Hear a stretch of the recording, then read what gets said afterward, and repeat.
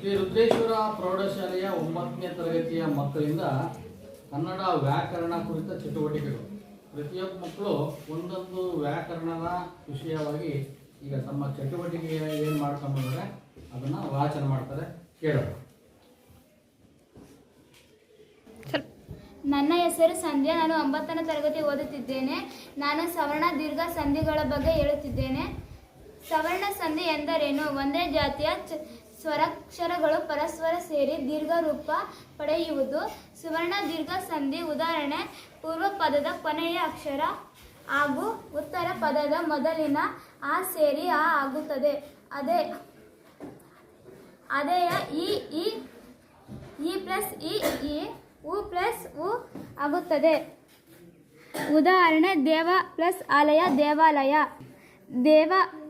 ದೇವ ಪ್ಲಸ್ ಆಲಯ ದೇವಾಲಯ. ಹೇಳ್ರಿ.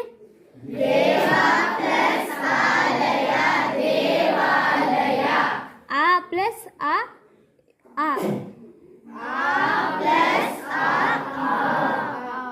ದೇವ ಪ್ಲಸ್ ಅರಸು ದೇವಸುರು ಪ್ಲಸ್ ಆ ಮಹಾ ಪ್ಲಸ್ ಆತ್ಮ ಮಹಾತ್ಮ. ಆ ಪ್ಲಸ್ ಆ ರವಿ ಪ್ಲಸ್ ಇಂದ್ರ ರವೀಂದ್ರ. ಇ ಪ್ಲಸ್ ಇ ಗಿರಿ ಪ್ಲಸ್ ಈಶ ಗಿರೀಶ. ಇ ಪ್ಲಸ್ ಇ.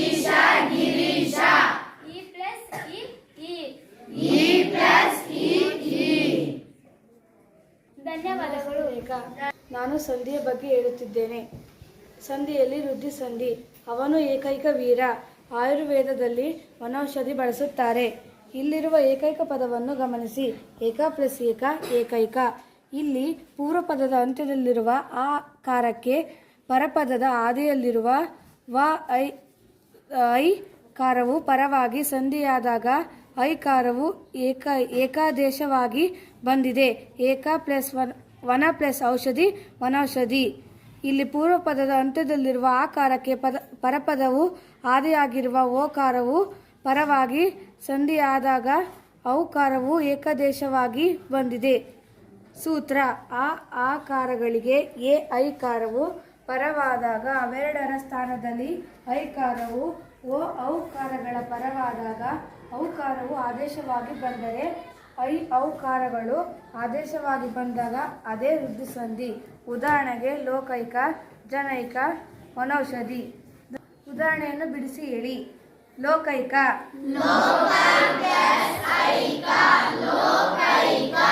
ವನೌಷಧಿ.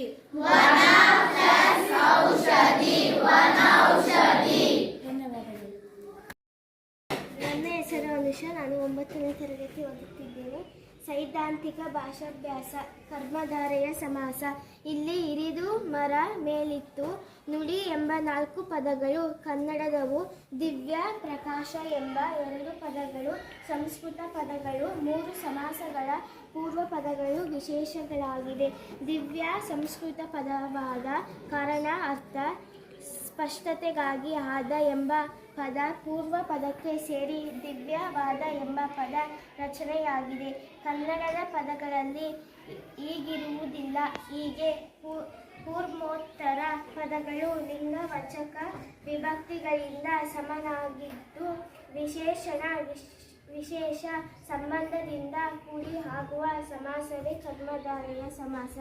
ಇದರಲ್ಲಿ ಉತ್ತರ ಪದದ ಅಥವಾ ಪ್ರಧಾನ ಕರ್ಮಧಾರೆಯ ಸಮಾಸದಲ್ಲಿ ವಿಶೇಷಣ, ಪೂರ್ವ ಪದದ ಕರ್ಮಧಾರೆಯ ಉಪಮಾನ, ಪೂರ್ವ ಪದದ ಅಥವಾ ಉಪಮಾನ, ಪರಪದ ಕರ್ಮಧಾರೆಯ ಸಂಭಾವನಾ, ಪೂರ್ವ ಪದದ ಕರ್ಮಧಾರೆಯ ಅವಧಾರಣ.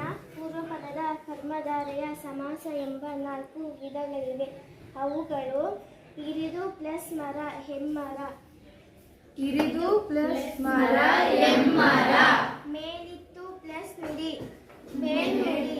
ಮೇಲಿತ್ತು ಪ್ಲಸ್ ನುಡಿ ಮೇಲ್ನುಡಿ. ದಿವ್ಯವಾದ ಪ್ಲಸ್ ಪ್ರಕಾಶ ದಿವ್ಯ ಪ್ರಕಾಶ. ದಿವ್ಯವಾದ ಪ್ಲಸ್ ಪ್ರಕಾಶ ದಿವ್ಯ ಪ್ರಕಾಶ. ದೀಪಾ. ನಾನು 9ನೇ ತರಗತಿ ಓದುತ್ತಿದ್ದೇನೆ. ತತ್ಸಮ ತದ್ಭವ. ತತ್ಸಮ ತತ್ ಎಂದರೆ ಅದಕ್ಕೆ ಸಮ ಎಂದರೆ ಸಮಾನ ಎಂದರ್ಥ. ಹಾಗಾಗಿ ತತ್ಸಮ ಎಂದರೆ ಸಂಸ್ಕೃತಕ್ಕೆ ಸಮನಾದುದು ಎಂದರ್ಥ. ಸಂಸ್ಕೃತದಿಂದ ಕನ್ನಡಕ್ಕೆ ಬರುವಾಗ ಯಾವುದೇ ಬದಲಾವಣೆ ಹೊಂದದೆ ಹಾಗೆಯೇ ಬಂದು ಸೇರಿದ ಪದಗಳು ಇವೆ. ಉದಾಹರಣೆ: ರಾಮ, ಭೀಮ, ವಸಂತ, ಸೋಮ, ಚಂದ್ರ, ಕರ್ತೃ, ಸ್ತ್ರೀ ಇತ್ಯಾದಿ. ತದ್ಭವ ಸಂಸ್ಕೃತದಿಂದ ಕನ್ನಡಕ್ಕೆ ಬರುವಾಗ ಅಲ್ಪ ಸ್ವಲ್ಪ ಅಥವಾ ಪೂರ್ಣ ಬದಲಾವಣೆ ಹೊಂದಿರುವ ಪದಗಳೇ ತದ್ಭವಗಳು. ತತ್ ಎಂದರೆ ಅದರಿಂದ, ಅಂದರೆ ಸಂಸ್ಕೃತದಿಂದ. ಭವ ಎಂದರೆ ಹುಟ್ಟಿದ, ಅಂದರೆ ಸಂಸ್ಕೃತದಿಂದ ಹುಟ್ಟಿದ ಎಂದರ್ಥ. ಧನ್ಯವಾದಗಳು. ನನ್ನ ಹೆಸರು ಲಕ್ಷ್ಮೀದೇವಿ. ನಾನು 9ನೇ ತರಗತಿ ಓದುತ್ತಿದ್ದೇನೆ. ಪೂರ್ವಪದದ ಸಮರ್ಥ ಅಥವಾ ಪೂರ್ವಪದದ ಉತ್ತರ ಪದದ ನಾಮಪದವು ಹಾಗೂ ನಾಮಪದವಾಗಿದ್ದು ಹಾಗೂ ಸಮಸ್ಯೆ. ಉದಾಹರಣೆ: ಅದು ಪ್ಲಸ್ ಮನೆ, ಆ ಮನೆ = ಆ ಮನೆ. ಅವನು ಪ್ಲಸ್ ಮನುಷ್ಯ = ಆ ಮನುಷ್ಯ. ಅದು ಪ್ಲಸ್ ಹುಡುಗ = ಆ ಹುಡುಗ. ಅದು ಪ್ಲಸ್ ಕಲ್ಲು = ಆ ಕಲ್ಲು. ಅವಳು ಪ್ಲಸ್ ಮುದುಕಿ = ಆ ಮುದುಕಿ.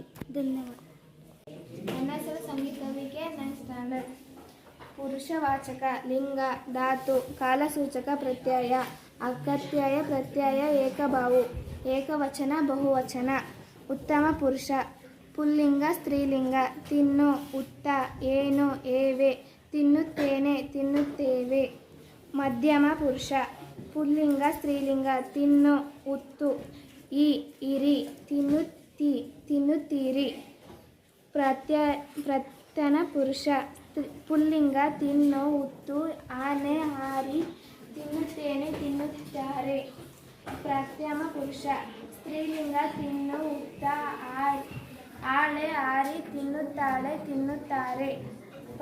ಪ್ರಥಮ ಪುರುಷ ನಪುಂಸಕಲಿಂಗ ತಿನ್ನು, ಉತ್ತ, ಅದೆ, ತಿನ್ನುತ್ತದೆ, ತಿನ್ನುತ್ತಾವೆ. ನನ್ನ ಹೆಸರು ಛಾಯಾ. 9ನೇ ತರಗತಿ ಎ ವಿಭಾಗ. ಸಮಾಸ: ಜಯಪುರದ ಅರಮನೆ ಸುಂದರವಾಗಿದೆ. ರಸ್ತೆಯ ವಿಸ್ತರಣೆಗಾಗಿ ಹೆದ್ದಾರಿಯ ಬದಿಯನ್ನು ಮರಗಳನ್ನು ಕಡಿಯಲಾಗಿದೆ. ಈ ಎರಡು ವಾಕ್ಯಗಳಲ್ಲಿರುವ ಅರಮನೆ, ಹೆದ್ದಾರಿ ಎಂಬ ಎರಡು ಪದಗಳನ್ನು ಗಮನಿಸಿದಾಗ ಅರಮನೆ ಎಂಬ ಪದ ಅರಸನ ಮನೆ ಎಂಬ ಅರ್ಥವನ್ನು, ಹೆದ್ದಾರಿ ಎಂಬ ಪದ ಹಿರಿದಾರಿ ಎಂಬ ಅರ್ಥವನ್ನು ಕೊಡುವ ಪದಗಳೆಂದು ತಿಳಿಯುತ್ತದೆ. ಹೀಗೆ ಎರಡಕ್ಕಿಂತ ಹೆಚ್ಚು ಪದಗಳು ಅರ್ಥಕ್ಕನುಸಾರ ಒಟ್ಟು ಸೇರಿ ಪೂರ್ವ ಪದದ ಅಂತ್ಯದಲ್ಲಿ ವಿಭಕ್ತಿ ಪ್ರತ್ಯಯವಿದ್ದರೆ ಅದು ಲೋಪವಾಗಿ ಒಂದು ಪದವಾಗುತ್ತದೆ. ಸಮಾಸ: ಕನ್ನಡ ಭಾಷೆಯಲ್ಲಿ ತತ್ಪುರುಷ, ಕರ್ಮಧಾರೆ, ದ್ವಿಗು, ಅಂಶಿ, ದ್ವಂದ್ವ, ಬಹುವೀರಿ, ಕ್ರಿಯಾ ಮತ್ತು ಗಮಕ ಎಂಬ 8 ವಿಧದ ಸಮಾಸಗಳು ಬಳಕೆಯಲ್ಲಿ. ಸಮಾಸ ಪದಗಳನ್ನು ಬಿಡಿಸಿ ಬರೆಯುವ ಕ್ರಮವನ್ನು ವಿಗ್ರಹ ವಾಕ್ಯ ಅಥವಾ ವಿಶ್ರಯಿಸುವುದು ಎನ್ನುತ್ತಾರೆ. ಧನ್ಯವಾದಗಳು. ನನ್ನ ಹೆಸರು ಮಾನ್ಯ. 9ನೇ ತರಗತಿಯಲ್ಲಿ ಓದುತ್ತಿದ್ದೇನೆ. ಬಹುವ್ರೀಹಿ ಸಮಾಸ. ಸೂತ್ರ: ಎರಡು ಅಥವಾ ಅನೇಕ ಪದಗಳು ಸೇರಿ ಸಮಾಸವಾದಾಗ ಬೇರೊಂದು ಪದದ ಅರ್ಥವು ಪ್ರಾರ್ಥನವಾಗಿರುವ ಸಮಾಸವೇ ಬಹುವ್ರೀಹಿ ಸಮಾಸ. 4 ಭೋಗ ಉಳ್ಳವನು ಅವನು. ನಾಲ್ವೋಗ ಬ್ರಹ್ಮ. ಚಿತ್ರಮ ಪ್ರಾಣಿಯಲ್ಲಿ ಉಳ್ಳವನು ಅವನು. ಚಕ್ರ ಪ್ರಾಣಿ. ವಿಷ್ಣು ಫಲದಲ್ಲಿ ನೇತ್ರ ಉಳ್ಳವನು ಅವನು. ಫಲನೇತ್ರ ಶಿವ. ನನ್ನ ಹೆಸರು ನಂದಿನಿ. 9ನೇ ತರಗತಿ ಎ ವಿಭಾಗ. ಅಂಶಿ ಸಮಾಸ: ದೈನಂದಿನ ಜೀವನದಲ್ಲಿ ಮಾತನಾಡುವಾಗ ಅಂಗೈ, ಹಿಂದಲೆ, ಕೊನೆಯ ಉಬ್ಬು ಇತ್ಯಾದಿ ಪದಗಳನ್ನು ಬಳಸುತ್ತೇವೆ. ಈ ಪದಗಳನ್ನು ರಚನೆ ಇಂತಿದೆ. ಉದಾಹರಣೆ: ಕೈಯ ಪ್ಲಸ್ ಅಡಿ ಅಂಗೈ. ತಲೆಯ ಪ್ಲಸ್ ಮುಂದೆ ಮುಂದಲೆ. ಉಬ್ಬಿನ ಪ್ಲಸ್ ಕೊನೆ ಉಬ್ಬು. ನಮ್ಮೊಂದಿತ ಉದಾಹರಣೆಗಳನ್ನು ಗಮನಿಸಿದಾಗ ಪೂರ್ಣ ಪದವು ಅನೇಕ ಅಂಶಗಳನ್ನು ಹೊಂದಿರುವಾಗ ಅಂಶಿಯು ಪರಪದವು ಅಂಶಿಯ ಒಂದು ಅಂಶವನ್ನು ಸೂಚಿಸುವುದು. ನನ್ನ ಹೆಸರು ಐಶ್ವರ್ಯ. ನಾನು 9ನೇ ತರಗತಿಯಲ್ಲಿ ಓದುತ್ತಿದ್ದೇನೆ. ಸೈದ್ಧಾಂತಿಕ ಭಾಷಾಭ್ಯಾಸ. ಮಾತ್ರೆಗಳ ಪರಿಚಯಾತ್ಮಕ ವಿವರ. ಮಾತ್ರೆ. ಛಂದಶಾಸ್ತ್ರದಲ್ಲಿ ಮಾತ್ರೆ ಎಂದರೆ ಕಾಲವನ್ನು ಅಳೆಯುವ ಮಾನ. ಒಂದು ಹ್ರಸ್ವ ಅಕ್ಷರವನ್ನು ಉಚ್ಚರಿಸಲು ಬೇಕಾಗುವ ಕಾಲವೇ ಒಂದು ಮಾತ್ರಕಾಲ. ಮಾತ್ರೆಗಳಲ್ಲಿ ಲಘು ಮತ್ತು ಗುರು ಎಂಬ 2 ವಿಧಗಳಿವೆ. ಲಘುವನ್ನು ಲಘು ಎಂತಲೂ ಗುರುವನ್ನು ಗುರು ಎಂತಲೂ ಗುರುತಿಸಲಾಗುವುದು. ಒಂದು ಮಾತ್ರಕಾಲದಲ್ಲಿ ಉಚ್ಚರಿಸಬಹುದಾದ ಅಕ್ಷರವೇ ಲಘು. 2 ಅಥವಾ 2ಕ್ಕಿಂತ ಹೆಚ್ಚು ಮಾತ್ರ ಕಾಲದಲ್ಲಿ ಉಚ್ಚರಿಸಬಹುದಾದ ಅಕ್ಷರವೇ ಗುರು. ಗುರು ಎನಿಸುವ ಅಕ್ಷರಗಳು ದೀರ್ಘಾಕ್ಷರಗಳು. ಕಾಲು ಆಗಸ. ಸಂಯುಕ್ತಾಕ್ಷರದ ಹಿಂದಿನ ಅಕ್ಷರ. ಅಕ್ಷರ ಭಕ್ಷಣೆ. ಅನುಸ್ವಾರ ವಿಸರ್ಗಗಳಲ್ಲಿ ಕೂಡಿರುವ ಅಕ್ಷರ. ಬಂಧನು ದುಃಖ. ವ್ಯಂಜನಾಕ್ಷರದ ಹಿಂದಿನ ಅಕ್ಷರ. ಬರುವಾಳ್ ಮರಗಳ್. ಐಜ ಸಹಿತವಾದ ಅಕ್ಷರ. ದ್ವಯಮೆ ಔಷಧ. ನನಗೆ ಬಂದಿರುವ ಚಟುವಟಿಕೆ ದ್ವಿಗು ಸಮಾಸ. 3 + ಮಡಿ ಮುಮ್ಮಡಿ. 4 + ದೆಸೆ ನಾಲ್ದೆಸೆ. ಪಂಚಾಂಗಗಳಾದ ಪ್ಲಸ್ ಇಂದ್ರಿಯ ಪಂಚೇಂದ್ರಿಯ.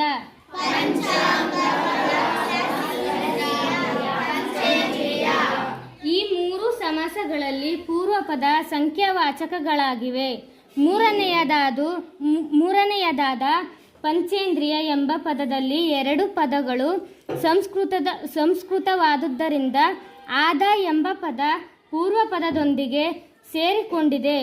ಹೀಗೆ ಪೂರ್ವಪದದ ಸಂಖ್ಯಾವಾಚಕವಾಗಿದ್ದು ಉತ್ತರ ಪದ ನಾಮಪದವಾಗಿದ್ದರೆ ಅದು ದ್ವಿಗು ಸಮಾಸ. ಸಮಾಸಗಳ ಸ್ಥೂಲ ಪರಿಚಯಾತ್ಮಕ ವಿವರ. ಸಂಯೋಜಿತ ವಾಕ್ಯ. ಪಾಂಡವರ ಯಜ್ಞ ತರಂಗ ಮಣಿಪುರವನ್ನು ಪ್ರವೇಶಿಸಿ ಆಗ ಬಭ್ರುವಾಹನನು ಅದನ್ನು ಕಟ್ಟಿ ಹಾಕಿದನು. ಅದರಿಂದ ಬಭ್ರುವಾಹನ ನನಗೂ ಅರ್ಜುನನಿಗೂ ಯುದ್ಧ ನಡೆಯಿತು. ಇಲ್ಲಿ 3 ಸ್ವತಂತ್ರ ವಾಕ್ಯಗಳು. ಆಗ ಅದರಿಂದ ಪದಗಳ ಸಹಾಯದಿಂದ ಒಂದಕ್ಕೊಂದು ಸಂಯೋಜನೆಗೊಂಡು ಒಂದು ಪೂರ್ಣಾರ್ಥದ ವಾಕ್ಯವಾಗಿದೆ. ಹೀಗೆ ಸ್ವತಂತ್ರ ವಾಕ್ಯಗಳಾಗಿ ನಿಲ್ಲಬಲ್ಲ 2 ಅಥವಾ ಹೆಚ್ಚು ಉಪವಾಕ್ಯಗಳು ಸೇರಿ ಒಂದು ಪೂರ್ಣಾಭಿಪ್ರಾಯದ ವಾಕ್ಯವಾಗಿದ್ದರೆ ಅದು ಸಂಯೋಜಿತ ವಾಕ್ಯ. ನನ್ನ ಹೆಸರು ಪುಣ್ಯಶ್ರೀ. ಸಜಾತಿಯ ಸಂಯುಕ್ತಾಕ್ಷರಗಳು. ಅಪ್ಪ, ಅಮ್ಮ, ಲೇಖ, ಹಗ್ಗ ಪದಗಳನ್ನು ಗಮನಿಸಿದಾಗ ಇಲ್ಲಿರುವ ಪ್ರತಿಯೊಂದು ಸಂಯುಕ್ತಾಕ್ಷರದಲ್ಲೂ ಆಯಾ ಜಾತಿಯ 2 ವ್ಯಂಜನಗಳಿವೆ.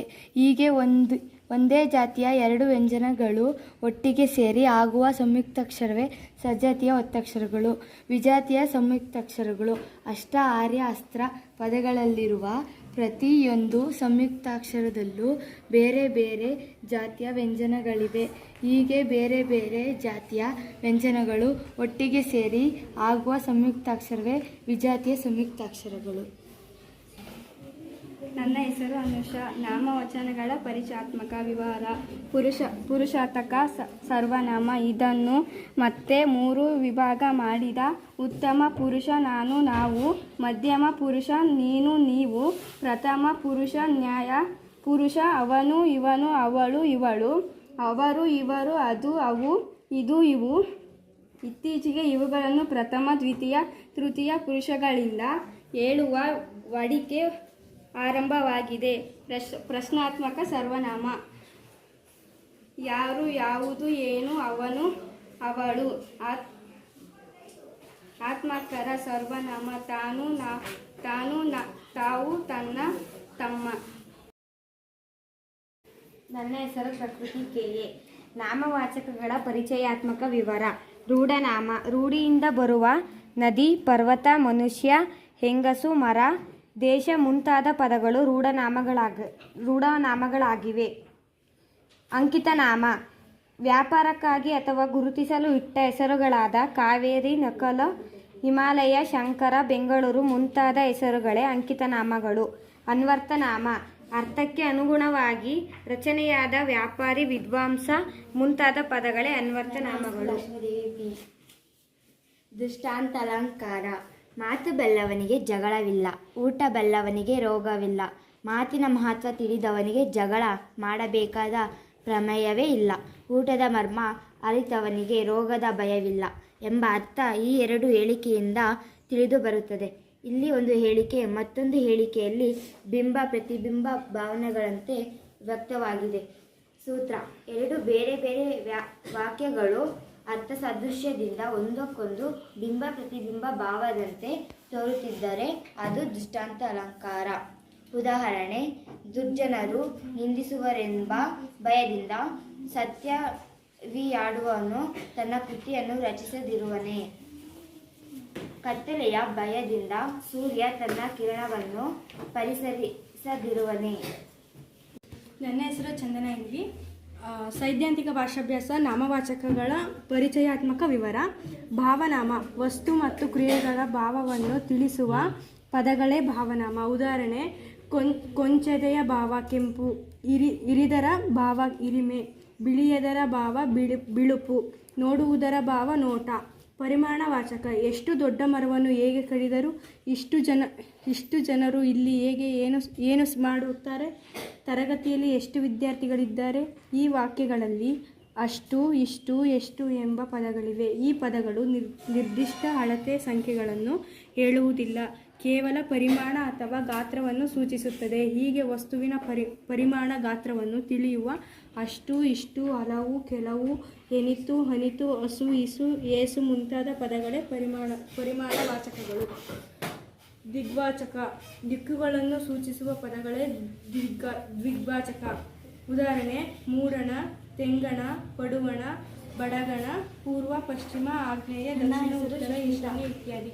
ಲಿಂಗಗಳು: ನಪುಂಸಕ ಲಿಂಗ: ಯಾವ ಶಬ್ದವು ಪ್ರಯೋಗ ಮಾಡಿದರೂ ಹೆಂಗಸು ಗಂಡಸು ಎಂಬ ಎರಡೂ ಅಲ್ಲದ ಅರ್ಥವು ಮನಸ್ಸಿಗೆ ಹೊಳೆಯುವುದೋ ಅದೇ ನಪುಂಸಕ ಲಿಂಗ. ಉದಾಹರಣೆ: ಮನೆ, ಸೂರ್ಯ, ಬೆಂಕಿ, ಗಾಳಿ, ನೀರು, ಮರ, ಟೇಬಲ್.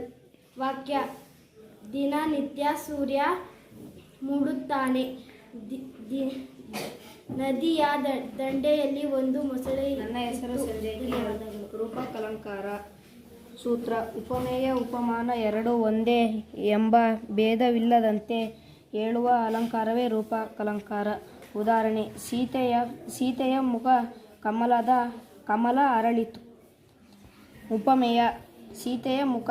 ಉಪಮಾನ: ಕಮಲ. ಅಲಂಕಾರ ರೂಪಕಲಂಕಾರ. ಸಮನವ್ಯ. ಉಪಮೇಯದ ಸೀತೆಯ ಮುಖವನ್ನು ಉಪಮಾನದ ಕಮಲಕ್ಕೆ ಅಭೇದವಾಗಿ ರೂಪಿಸಿದೆ. ಹಾಗಾಗಿ ಇದು ರೂಪಕಲಂಕಾರ. ಅಲಂಕಾರಗಳು. ಉಪಮಾಲಂಕಾರ: ಎರಡು ವಸ್ತುಗಳಲ್ಲಿ ಪರಸ್ಪರ ಇರುವ ಹೋಲಿಕೆಯನ್ನು ವರ್ಣಿಸುವುದೇ ಉಪಮಾಲಂಕಾರವೆನಿಸುತ್ತದೆ. ಉಪಮಾಲಂಕಾರದಲ್ಲಿ ಉಪಮೇಯ, ಉಪಮಾನ, ಸಾದರು, ಧರ್ಮ ಮತ್ತು ವಾಚಕ ಶಬ್ದಗಳೆಂಬ 4 ಅಂಶಗಳಿರಬೇಕು. ಈ 4 ಅಂಶಗಳು ಇರುವ ಅಲಂಕಾರವನ್ನು ಪೂರ್ಣೋಪಮಾಲಂಕಾರವೆನಿಸುತ್ತದೆ. ಈ 4 ಅಂಶಗಳಲ್ಲಿ ಒಂದೆರಡು ಅಂಶಗಳು ಇಲ್ಲದಿದ್ದರೆ ಅಂತಹವನ್ನು ಉಕ್ತೋಪಮಾಲಂಕಾರವೆನ್ನುತ್ತಾರೆ. ಉದಾಹರಣೆ: ಗೀಜಗನ ಗೂಡುಗಳು ತೊಟ್ಟಿಲಿನಂತೆ ತೂಗಾಡುತ್ತಿದ್ದವು. ಉಪಮೇಯ: ಗೀಜಗನ ಗೂಡುಗಳು. ಉಪಮಾನ: ತೊಟ್ಟಿಲು. ಉಪಮಾಚಕ: ಅಂತೆ. ಸಮಾನ ಧರ್ಮ: ತೂಗಾಡುವುದು. ಸಮನ್ವಯ: ತೂಗಾಡುವುದು ಎಂಬ ಸಮಾನ ಧರ್ಮವನ್ನು 4 ಅಂಶ ತಿಳಿಸುವುದರಿಂದ ಪೂರ್ಣೋಪಮಾಲಂಕಾರ. ಅಲಂಕಾರ ಉಪಮಾಲಂಕಾರ. ಶ್ರೀಲಿಂಗ: ನಮ್ಮ ಭಾವನೆಗೆ ಹೆಂಗಸು ಎಂದು ಅರ್ಥ ಬಂದರೆ ಅಮ್ಮನಿಗೆ ಶ್ರೀಲಿಂಗ ಎನ್ನುತ್ತಾರೆ. ಉದಾಹರಣೆ: ಮುದುಕಿ, ಚಿಕ್ಕಮ್ಮ, ರಾಣಿ, ಲತಾ, ದೊಡ್ಡಮ್ಮ ಮುಂತಾದವುಗಳು. ನನ್ನ ಹೆಸರು ರುದ್ರೇಶ್ PM. ದ್ವಿಗ್ ಸಮಾಸ. ಪೂರ್ವ ಪದವು ಸಂಖ್ಯಾವಾಚಕವಾಗಿದ್ದು ಉತ್ತರ ಪದದಲ್ಲಿರುವ ನಾಮ ಪದದೊಡನೆ ಸೇರಿ ಆಗುವ ಸಮಾಸವೇ ದ್ವಿಗ್ ಸಮಾಸ. ಉದಾಹರಣೆ: 2 ಪ್ಲಸ್ ಮಡಿ ಇಮ್ಮಡಿ. 3 ಪ್ಲಸ್ ಗಾದವು ಗಾವುದ. 3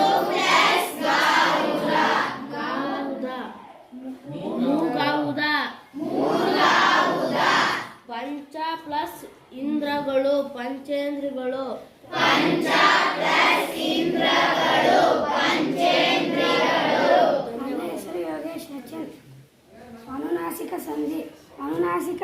ಅಕ್ಷರಗಳಾದ ನ್ಯಾನ್ಯ ನ ಗಳು ಆದೇಶವಾಗಿ ಬರುವ ಸಂಧಿಯೇ ಅನುನಾಸಿಕ ಸಂಧಿ.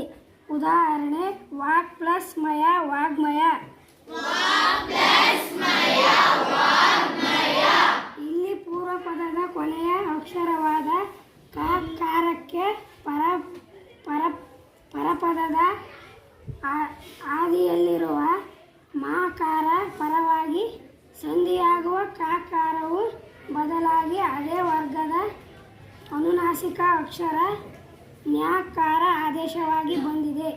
ಸೂತ್ರ: ವರ್ಗದ ಪ್ರಥಮಾಕ್ಷರಗಳಿಗೆ ಯಾವುದೇ ಅನುನಾಸಿಕ ಅಕ್ಷರಗಳು ಪರವಾದರೂ ಆದೇಶವಾಗಿ ಬಂದರೆ ಅದು ಅನುನಾಸಿಕ ಸಂಧಿ. ಉದಾಹರಣೆ ವಾಗ್ಮಯ, ಷಣ್ಮುಖ, ಸನ್ಮಾನ. ನನ್ನ ಹೆಸರು ಯೋಗೇಶ್ ಎನ್ವಿ, 9ನೇ ತರಗತಿ ಬಿ ವಿಭಾಗ. ಲಿಂಗಗಳ ಪರಿಚಯಾತ್ಮಕ. ಲಿಂಗಗಳಲ್ಲಿ 3 ವಿಧ: ಪುಲ್ಲಿಂಗ, ಸ್ತ್ರೀಲಿಂಗ, ನಪುಂಸಕ ಲಿಂಗ. ಪುಲ್ಲಿಂಗ ಎಂದರೆ ಗಂಡಸು ಎಂಬ ಅರ್ಥ ನೀಡುವ ಪದಗಳನ್ನು ಪುಲ್ಲಿಂಗ ಎನ್ನುವರು. ಉದಾಹರಣೆಗೆ ಶ್ಯಾಮ ಗಿರೀಶನಿಗೆ ಬುದ್ಧಿ ಹೇಳಿದನು.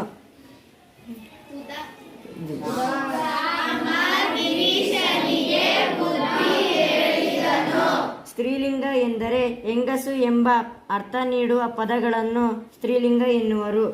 ಉದಾಹರಣೆಗೆ ಗೌರಿ ತನ್ನ ತಂಗಿಯ ತಲೆ ಬಾಚಿದಳು.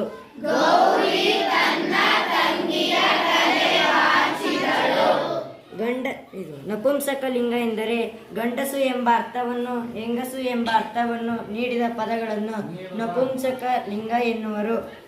ಉದಾಹರಣೆಗೆ ಆಡು ಸೊಪ್ಪನ್ನು ತಿನ್ನುತ್ತದೆ.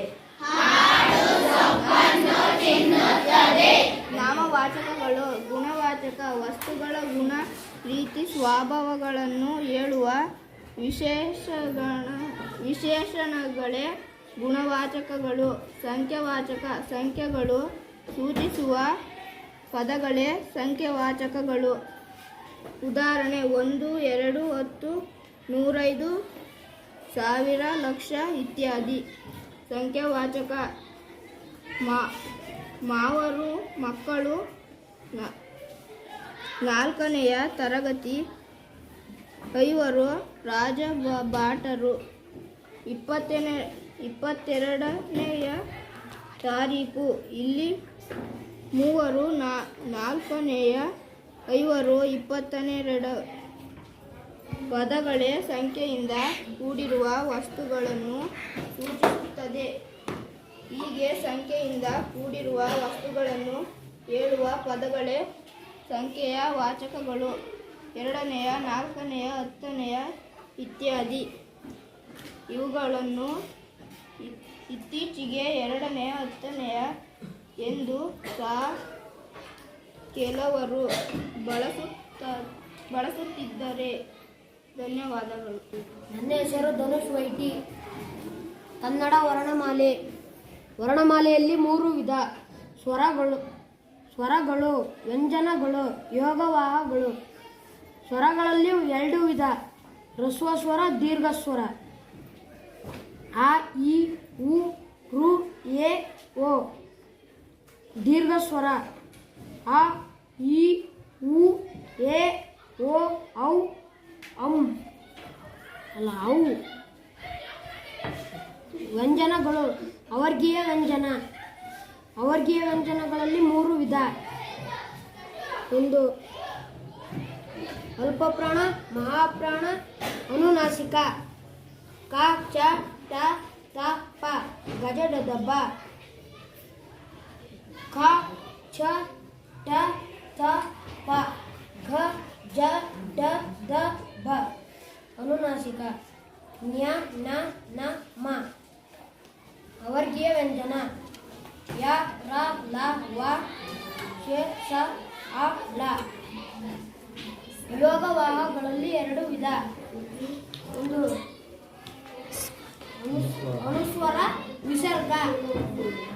ಅನುಸ್ವರದಲ್ಲಿ